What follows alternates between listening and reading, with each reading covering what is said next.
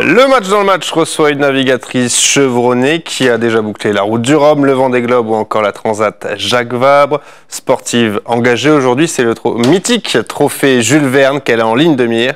Alexia Barrier est notre invitée. Bonjour Alexia, merci. Bonjour, merci pour l'invitation. On va dérouler Alexia le fil de votre carrière, de votre vie même depuis le début. D'abord, quand et comment ça a commencé l'histoire d'amour entre la voile et vous?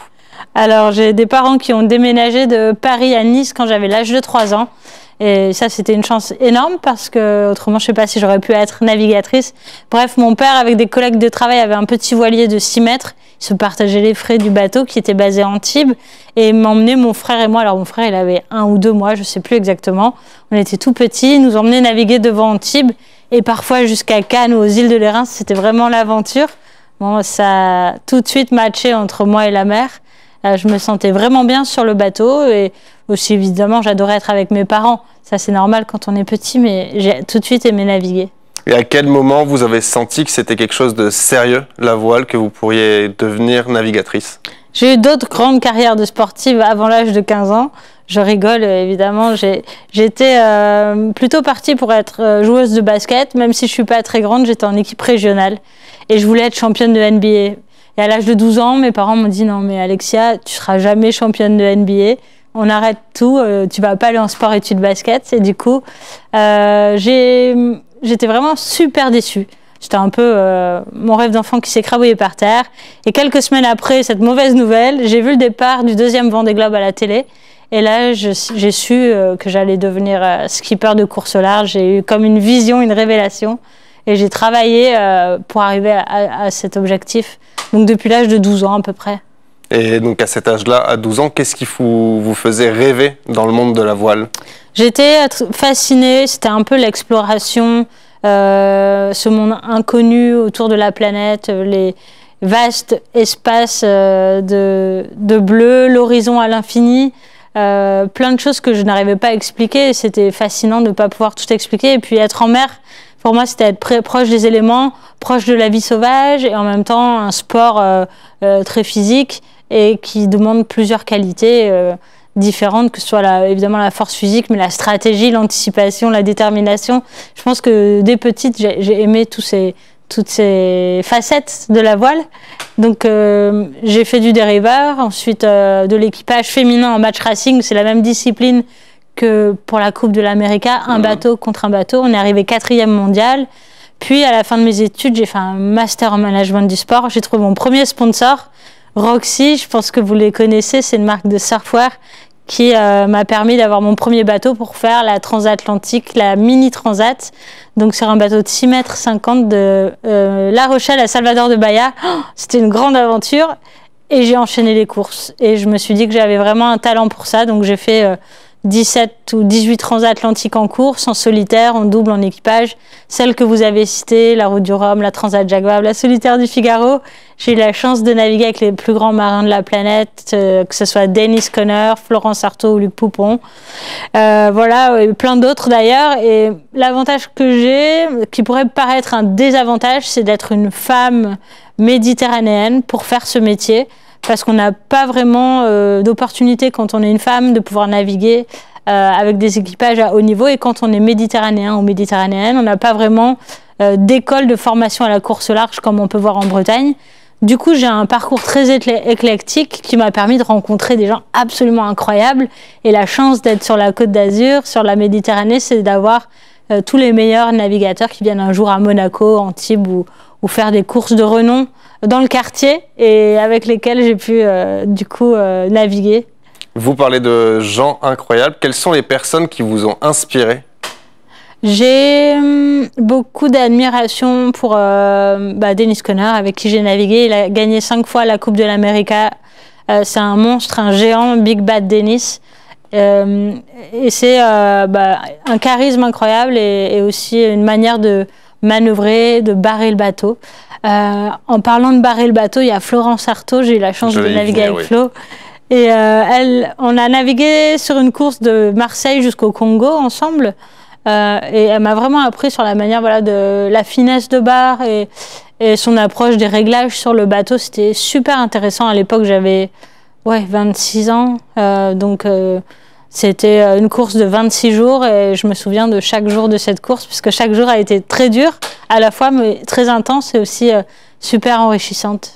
Quel type de personne c'était, Florence Artaud, vous qui avez navigué avec elle, vous l'appelez même amie? Oui, Flo, moi je regrette juste qu'elle soit partie si vite parce que j'avais des cartons de questions à lui poser en tant que femme, plus qu'en tant que navigatrice, en tant que femme libre, engagée sur plein de sujets de société, notamment l'égalité homme-femme et la place des femmes sur cette planète. Donc c'était un peu quelque part comme une grande sœur. J'ai pas envie de dire que je voulais suivre exactement son modèle, mais elle était très inspirante et inspirée.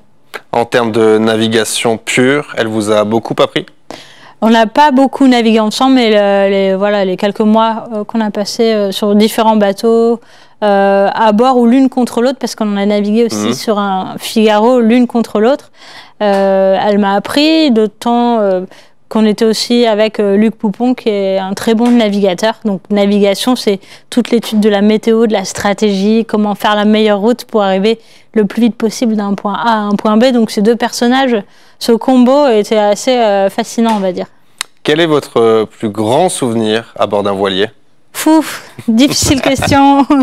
Il y en a pas mal. Je pourrais vous dire l'arrivée du Vendée Globe, mon premier tour du monde en solitaire en course que j'ai terminé en 2021.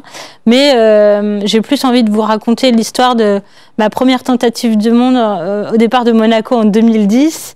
Je rentre après 5 mois de navigation en solitaire sur un bateau identique à ceux du Vendée Globe. J'étais partie pour m'entraîner et aussi pour prendre des données sur l'océan pour les scientifiques, les chercheurs océanographiques. Et en rentrant de ce périple au large des Baléares, mon bateau s'arrête, il n'y a plus de vent, donc j'en profite pour faire une sieste. Et là, j'entends quelque chose gratter sur la coque, alors je flippe, je pensais que je m'étais échouée. Mais non, je sors du bateau et je vois des globicéphales, ces dauphins avec un grand front qui frottaient l'étrave de mon bateau pour m'avertir qu'à l'avant du bateau, à l'étrave, 50 mètres devant moi, il y avait une maman qui donnait naissance à un bébé globicéphale et c'était juste un cadeau, un cadeau de l'océan pour moi. Vous avez les yeux qui brillent quand vous en parlez. Qu'est-ce qui vous plaît le plus quand vous êtes en mer? Ce que j'aime, c'est le fait de pouvoir décider seule ou quasiment, parce que bien sûr, le rythme est imposé par les éléments, par le vent, la forme de la mer, etc. Mais je peux décider si je vais partir à droite, à gauche, ralentir, accélérer. Ce libre arbitre qu'on n'a plus trop finalement à terre, c'est quelque chose d'unique en mer. C'est quoi le but ultime quand on est navigatrice? Le but ultime, quand on est navigatrice ou quand on fait un truc qu'on aime, je pense que c'est de progresser et d'apprendre chaque jour. Le jour où j'arrêterai d'apprendre, je pense que je ferai autre chose. Vous avez une grande expérience, que ce soit en solitaire ou en équipage. Qu'est-ce qui vous plaît le plus? Être en solitaire ou accompagné? Alors c'est vraiment, vous pouvez l'imaginer, très différent. En solitaire, on apprend un peu plus chaque jour sur soi-même, sur ses limites. On arrive tout le temps à finalement pousser ses limites, comme sur l'arrivée du Vendée Globe où je m'étais fracturé le dos et je pouvais plus marcher 10 jours avant l'arrivée. Ça m'a pas empêché de terminer la course et ça, c'était absolument incroyable. Peut-être que si j'avais été en équipage, on m'aurait fait élitreuiller ou on m'aurait évacué. Mais là, j'étais vraiment seule à décider de mon destin.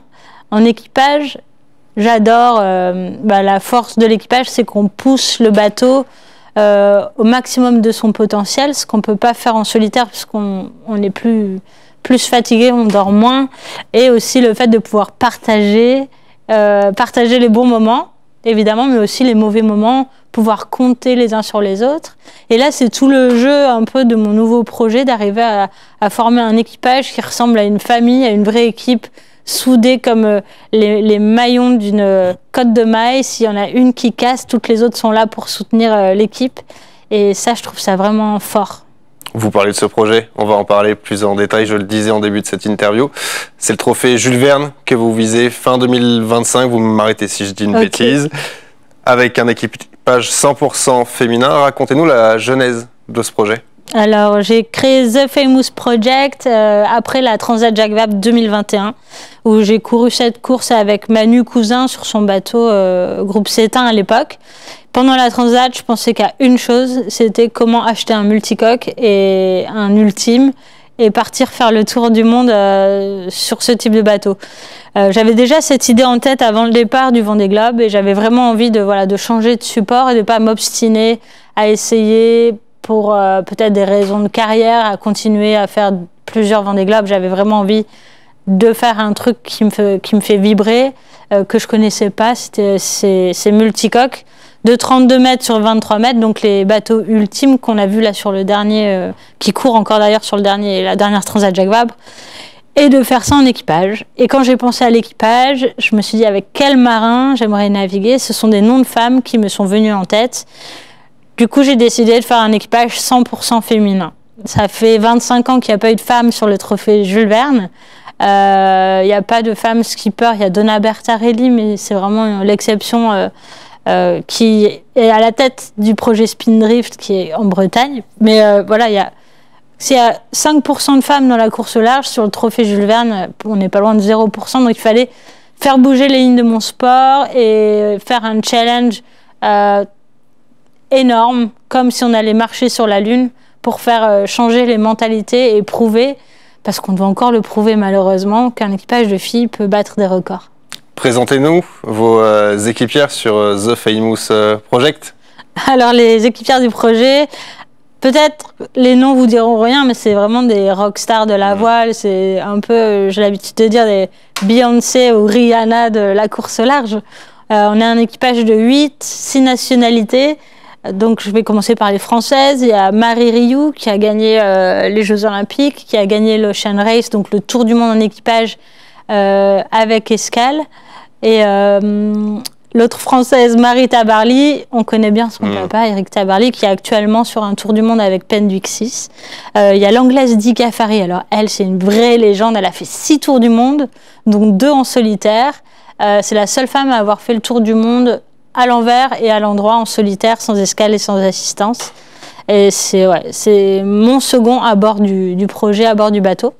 Après, il y a une Irlandaise, June Mulloy, il y a une Américaine, Sarah Astreter, que j'oublie personne, et Lena Darvelid aussi, et Elodie Métro qui est suisse. Donc on est encore en train de sélectionner l'équipage. On partira à 10 sur ce bateau de légende qui a actuellement le record du trophée Jules Verne en 40 jours et 23 heures. Donc notre idée, c'est de faire 40 jours et 22 heures. Voilà, juste pour battre le record. Tout le monde a accepté quand vous avez sollicité ces femmes? Vous n'avez essuyé aucun refus? Non, en fait, j'ai une méthode de sélection assez particulière. Si les filles ne me répondaient pas oui en moins de 3 minutes, je les prenais pas. Ah, donc c'est pas une légende, cette histoire de 3 minutes. C'est vrai, c'est vrai. Pour participer à un tel projet, il faut avoir ça au fond des tripes, au fond du corps. Faut vraiment être engagé dans le projet et avoir une vision, que ce soit un rêve de petite fille ou un rêve de jeune femme ou de femme adulte. Voilà, il faut vraiment pouvoir se projeter, avoir envie de le faire. Et si on commence à réfléchir à combien je vais être payé, combien de temps on va s'entraîner, enfin, tout ce qui peut être comme questionnement autour d'un projet où on s'implique pour un tour du monde, ça, c'est les mauvaises raisons. La bonne raison, c'est j'ai envie d'en être. Et après, on réfléchit. Qu'est-ce qui vous motive le plus dans ce projet? Ce qui me motive, c'est encore une fois d'apprendre, de me lancer un nouveau défi. L'IMOCA, finalement, les monocoques du Vendée Globe, je navigue sur ces bateaux-là depuis 2006, donc j'ai un petit peu fait le tour. Apprendre sur un nouveau support, le trimaran, apprendre avec les meilleurs navigateurs de la planète qui sont masculins, donc on navigue en équipage mixte pour l'instant parce qu'il n'y a pas eu de femmes sur ce type de bateau. Donc apprendre et partager et inspirer. Inspirer, fait partie de mes activités favorites, on va dire, de pouvoir permettre à des jeunes générations de femmes de se projeter à travers The Famous Project. L'ambition, c'est de battre le record de ce trophée Jules Verne. Vous serez donc à bord d'un multicoque ultime qu'on surnomme la Formule 1 des mers, c'est ça? Exactement, oui. Le bateau IDEX Sport est fait tailler pour le large Il a été construit en 2007, il s'appelait Groupama à l'époque. Ils ont gagné le record, battu le record, avec Franck Hamas comme skipper. Ensuite, il s'est appelé Bangpop, ils ont battu le record. Ensuite, il s'appelait IDEC avec Francis Joyon comme skipper, ils ont battu le record. Donc, on n'a pas la pression du tout. Du tout. Et avec The Famous Project, on va tenter de battre le record et aussi établir un temps de référence féminin autour de la planète qui n'existe pas. Donc, quoi qu'il arrive, on va marquer une histoire on va écrire une page de l'histoire de notre sport si on termine. Mais c'est un sport mécanique, donc je touche du bois. J'espère qu'on terminera et si on peut battre le record, ce sera juste la cerise sur le gâteau. Comment se passent vos premiers entraînements? On a démarré les entraînements au mois de mars de cette année, donc avec ce mode 70, donc notre bateau d'entraînement qui fait 20 mètres.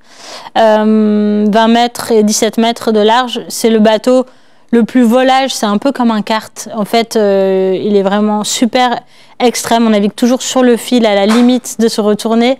Et c'est une parfaite plateforme d'entraînement, donc on a Brian Thompson qui est le plus grand détenteur de records de vitesse sur ce type de bateau. Il a 36 records en multicoque. Il a déjà fait des trophées Jules Verne comme coach. Et en mars, on a démarré. En avril, on a battu un premier record de vitesse en Méditerranée sur les griffes du Lion entre la Grande Motte et la frontière espagnole. Et on a gagné la Rolex Middle Sea Race, donc une course qui avait lieu à Malte il y a 3 semaines maintenant. C'était notre première course. Bon, je pense qu'on progresse très vite. Vous évoquiez la pression tout à l'heure. Vous la ressentez déjà? Je ressens pas la pression du record. Je ressens la pression d'avoir un projet d'envergure avec 2 multicoques, une équipe de 25 personnes, la seule écurie de course au large et les seuls trimarans en Méditerranée, et l'envie de bien faire pour l'aspect sportif, mais aussi pour tous les challenges un peu plus globaux et citoyens que l'on engage en même temps que le projet sportif pour les causes de l'éducation, de la diversité, de l'égalité des sexes, pour l'océanographie. Ça fait beaucoup de choses à mettre en place, ça avance très vite, on a énormément de volontaires, de bénévoles qui postulent pour faire partie du projet, des femmes du monde entier qui veulent faire partie de l'équipage, des sponsors incroyables. On en cherche encore, mais ça avance quand même très vite. Vous êtes une sportive engagée avec notamment l'association For My Planet, dont vous êtes présidente. Quel est votre rôle au quotidien dans cette association? Mon rôle, c'est au sein de l'association, qui va devenir une fondation prochainement, parce qu'on grandit vite aussi de ce côté-là, c'est de pouvoir être le lien entre différents secteurs de la société, comme la recherche scénographique, comme je le disais, l'égalité des genres, l'éducation, être le lien entre le sport et différentes actions d'envergure. La chance qu'on a quand on est sportif, comme moi, c'est qu'on a une petite notoriété, qu'on peut la mettre au service de grandes causes. Donc l'association, finalement, pour moi, c'est un moyen de mettre en œuvre des projets bien plus importants que juste gagner une course ou un record. On a le sentiment que les navigateurs, navigatrices sont concernés depuis longtemps par les causes écologiques, environnementales. C'est vrai? Oui, il y a des skippers engagés depuis longtemps, comme Boris Herman avec Malitia, par exemple. Après, il y a d'autres raisons pour afficher des associations qui sont des raisons peut-être de communication, mais peu importe, le tout, c'est qu'on parle de l'importance de l'océan, qui est ressource de vie pour les êtres humains de la planète, et qu'on prenne conscience, ou qu'on fasse prendre conscience au grand public qu'on est tous sur le même bateau, cette jolie planète bleue, et qu'on navigue à travers l'univers. Et si en tant que skipper, on arrive à inspirer les gens et à leur faire prendre conscience de ce fait, c'est gagné. Qu'est-ce qu'on peut vous souhaiter pour les semaines, les mois, les années à venir? Je sais que je suis partie encore pour une dizaine d'années sur des projets sportifs d'envergure. Si vous pouviez nous souhaiter de trouver un sponsor titre, ce serait canon. Et d'embarquer un maximum de monde dans cette belle aventure, c'est tout ce qu'on espère. Le message est passé. Merci beaucoup, Alexia, d'avoir été notre invitée. On vous souhaite plein de bonnes choses. On vous suivra avec attention avec TV Monaco. En attendant, tout de suite, c'est la météo. Excellente soirée à toutes et à tous. Salut.